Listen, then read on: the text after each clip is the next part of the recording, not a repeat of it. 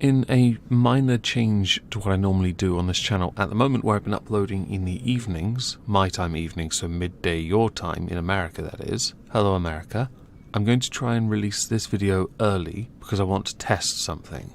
I might talk about it at the end because I do need to understand what's happening, whether it is my fault or not. So please forgive me for the laziness of this edit because the last 4 videos have been quite, I believe, well done. Very well made in fact. But I want to test something, and we're going to address an editorial from The Guardian, which is a view on female voice assistants, which they have dubbed Not OK Google.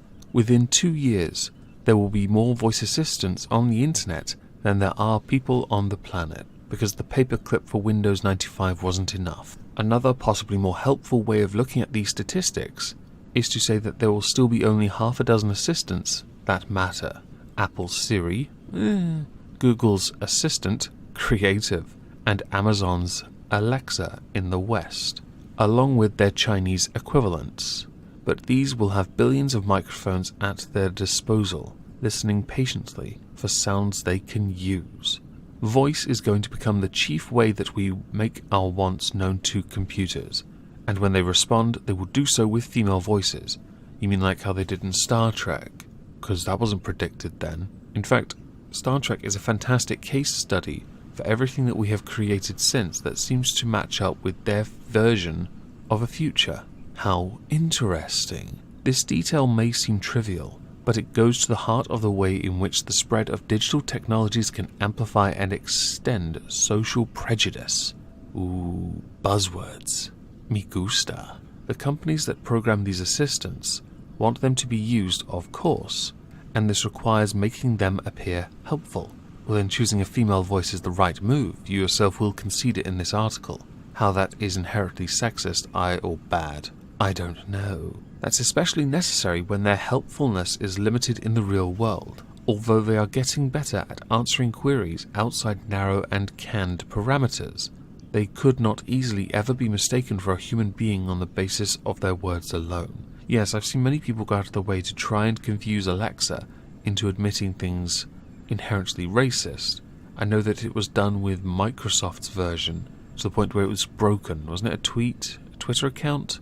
Some kind of AI thing, and it was hilarious. There is solid psychological research to show that voices of lower pitch are perceived as more authoritative by both men and women. Yes, which is why my sisters can't control their children, but when I go in and simply say, stop, it works. Turns out I guess you need the fathers for the authority, even if I don't want to be it for even a second. Higher-pitched voices are associated with submissive, helpful, and caring characters. True, it's why women's voices are softer, higher-pitched. They are associated with the caregiver, which is everything you just said, but correctly. The submissive part, perhaps not so much. These are all impressions that make the voice assistants more often used and ultimately more profitable. Well, that was the entire point for their creation. It wasn't just about convenience. It was for that sweet, sweet dollar bill or pound note. In the late 90s, BMW had to withdraw and reprogram the sat-nav system in one of its models because German drivers complained that they did not want to take instructions from a female voice. Yes, in the 90s. The automated call centers for brokerage firms in Japan give stock quotes in a female voice, but confirm transactions in a male one. But Japan doesn't need feminism, yo. I can't possibly explain that one. That's pretty stupid.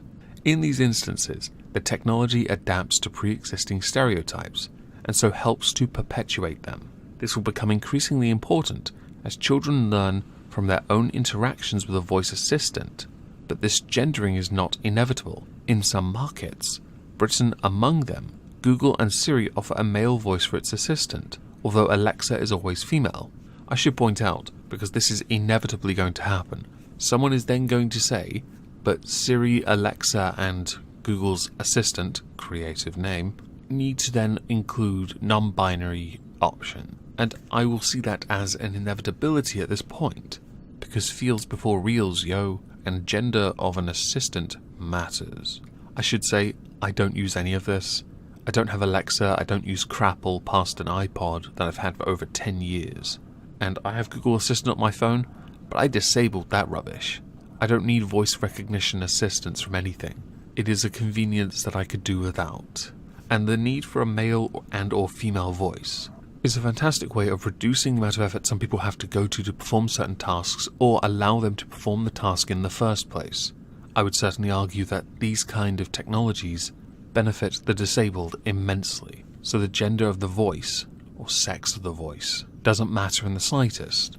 I do think some people would rather hear a certain voice. Yes, is that a problem? No. It's a personal preference. It just so happens to be that the majority of people who hear the voice prefer a female voice. Male voices are also used by assistants in Arab countries, in many of which gender equality is not a mainstream ideal. I know, it's why feminism is needed there. You also mentioned Japan earlier. Do you consider Japan a part of the West?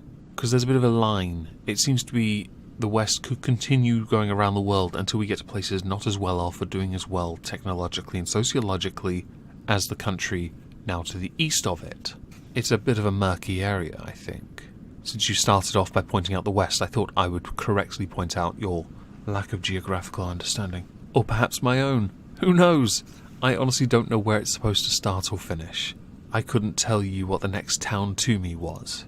I am that rubbish. A recent UNESCO report also draws attention to the counterintuitive gendering of the field of computer technology. In Arab countries, and indeed in India, there's a far higher proportion of women studying computer science than in the West. It is those countries where gender equality is most advanced that have the greatest imbalance of male over female students of computer science and consequently of software developers. That's because, stereotype inbound, a lot of Indian guys become doctors. This was not always the case. Software was once a field in which women worked on equal terms with men. A woman, the computer scientist Grace Hopper, is said to have popularized the term bug, as necessary to computer science as zero is to mathematics. That's cute. But within a generation, from about 1980, the profession became overwhelmingly male. That's because it became a new challenge. That's because men saw it as something exciting, because men saw it as something with potential. I focused predominantly on the word challenge. It wasn't much of a challenge to continually work on a building site, labouring, or managing a shop. Programming, though, is a challenge. These were also the years in which programming became associated with the acquisition of huge fortunes. Bill Gates may not have been a better programmer than Admiral Hopper, but he certainly ended up a whole lot richer. Yes, it's amazing what you can do when you stiff a friend. This imbalance is wrong and it matters. As voice assistants move into bedrooms and kitchens, lol, and follow us around on our phones, conscious effort will be needed to eliminate prejudice that harms both men and women, whether they're building the software or using it. I feel like as an editorial piece, you're not making the point as accurately as you think. You're comparing the West to countries that aren't in the West, and then using those same countries to espouse gender equality in the West, by pointing out how sexism works in other places. It doesn't work for me. I like at the end, by the way, you have a little editorial, so I should include this. Siri does not only have a female voice, as an earlier version said. In addition, an earlier version implied that Grace Hopper coined the term bug to describe a computer glitch that overlooked Thomas Edison's use of the term in the 1800s to describe problems in his inventions.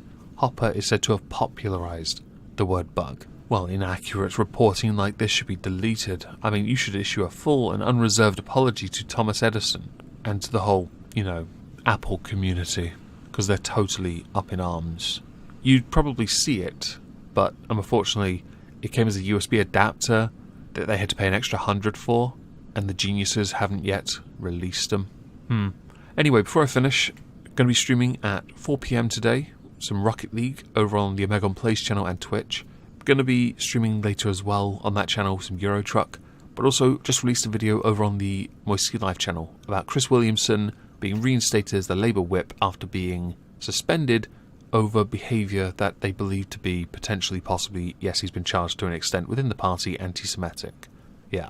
If you're wondering why I'm releasing this video earlier, it's because I've noticed views on this channel have gone down quite significantly, and I'm trying to work out if it's because of the topic that I'm selecting, if it's because I moved politics away from this channel, or if it's because of time of day. If this video does really well, then that would imply time of day and possibly subject. I now need to work this out, because I obviously want you, as many of you, hello, to see this.